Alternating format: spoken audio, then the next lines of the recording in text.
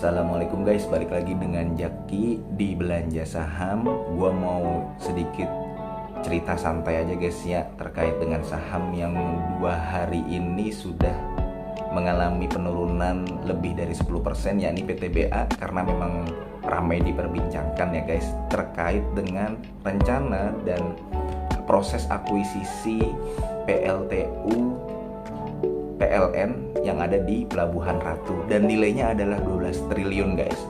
Nah, gue nggak kaget dengan respon market yang memang jatuh terlalu dalam, karena banyak investor yang pasti beranggapan PTBA ini kan laba bersihnya di semester 1 2022 adalah 6 triliun ya guys ya, 6 triliun. Artinya jika disetahunkan di tahun 2022 itu 12 triliun lebih, 13 triliunan lah. Nah, pasti banyak investor yang berpikir bahwa proses akuisisi senilai 12 triliun itu akan diambil dari laba bersih PT Bukit Asam, begitu. Kalau misalkan memang betul diambil dari laba bersih PT Bukit Asam yang disetahunkan lebih dari 12 triliun itu, berarti laba bersihnya berkurang. Berarti EPS-nya pun akan berkurang dan berpotensi tidak membagikan dividen, atau dividennya dibagikan namun jumlahnya kecil, seperti itu guys. Akan banyak pendapat seperti itu di luar sana, dan lu kalau lihat di sosial media, di orang-orang yang berkecimpung di pasar modal, hal seperti itu adalah hal yang lumrah. Orang akan berpendapat hal seperti itu. Akhirnya banyak investor yang berbondong menjual sahamnya, yang tadinya sahamnya di harga 4.200 turun menjadi sekarang di 3.700 guys.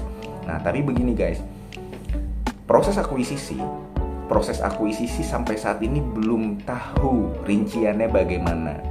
Pertama, proses akuisisi itu tidak bisa dilakukan dengan mudah, yang dalam waktu 1 hari, 2 hari, 1 minggu bisa langsung selesai. PTBA langsung mengeluarkan 12 triliun seperti itu, langsung masuk ke PLN, PLTU-nya jadi milik PTBA. Nggak seperti itu, prosesnya panjang, proses akuisisi ini panjang. Nah, itu seperti itu guys, yang pertama. Yang kedua, belum tentu kita belum tahu mekanisme pembayarannya. Apakah pembayarannya akan dilakukan secara penuh di tahun ini, ataukah di tahun 2023, apakah di tahun 2024, ataukah membayarnya bisa ada termin 1, termin 2, cicilan 1, cicilan 2, seperti itu guys. Artinya ada banyak hal yang belum kita pahami, dan dari dua faktor itu sendiri, lu lihat di hari kedua PTBA udah banyak yang nampung guys di harga 3.000, sempat ke 3.600, tapi langsung naik lagi ke 3.700. Jadi udah mulai banyak yang nampung karena berpendapat bahwa wah, PTBA ini murah, ini di harga 3.700, begitu guys. Nah, langkah selanjutnya bagaimana guys? Terus terang, PTBA ini adalah emiten batubara favorit gua yang sudah cukup memberikan keuntungan besar di tahun 2022 ini guys. Nah, kembali lagi nanti bagaimana proyeksi PTBA. Menurut gua PTBA ini akan sideways di angka segini, di angka 3.700, 3.800. Dia berpotensi balik lagi ke 4.000, 4.200. Namun ada dua hal yang perlu diteliti. Yang pertama adalah laporan keuangan kuartal 3 dan kuartal 4. Investor akan banyak yang wait and see dan menunggu laporan kinerja PTBA itu sendiri di kuartal 3 dan kuartal 4. Dan gue cukup yakin proses akuisisinya ini belum akan dibukukan di kuartal 3. Itu yang pertama. Yang kedua adalah si investor ini kan proses akuisisinya, investor banyak yang nunggu nih di kuartal 3 dan kuartal 4. Nah, investor yang kedua juga akan meneliti, mencari informasi bagaimana mekanisme pembayarannya 12 triliun. Karena gini guys, gue setuju kalau misalkan 12 triliun itu dibayarkan langsung ke PLN, mengambil dan menguras laba bersih PTBA. Hanya saja apakah ia akan dilakukan seperti itu guys? Kan belum tentu, ya kan? Karena PTBA juga punya kepentingan, PTBA juga punya Inalum. Dari induk dari PTBA ini sendiri juga perlu gitu loh, perlu dana.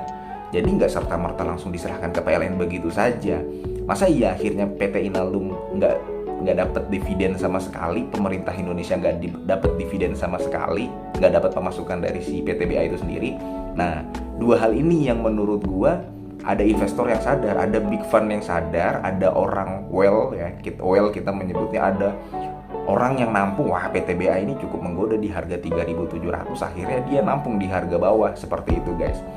Jadi sekarang tergantung dari lu, keputusan ada di tangan masing-masing. Apakah lu tim yang memang akan coba lepas PTBA kalau misalkan udah dapet di harga bawah, ataukah lu akan siap menyerok di harga 3.700? Nah, kembali kepada lu masing-masing, karena ini pun bukan ajakan jual atau beli, keputusan investasi ada di tangan masing-masing. Namun yang perlu gua kasih tahu adalah banyak data yang belum kita pahami terkait dengan akuisisi PTBA ke PLTU PLN ini. Jadi harus ditelisik lebih jauh, seperti itu guys. Sekian video santai dari gua, kita akan ketemu lagi di video selanjutnya insya Allah ya guys ya. Ini bukan ajakan jual atau beli. Wassalamualaikum warahmatullahi wabarakatuh.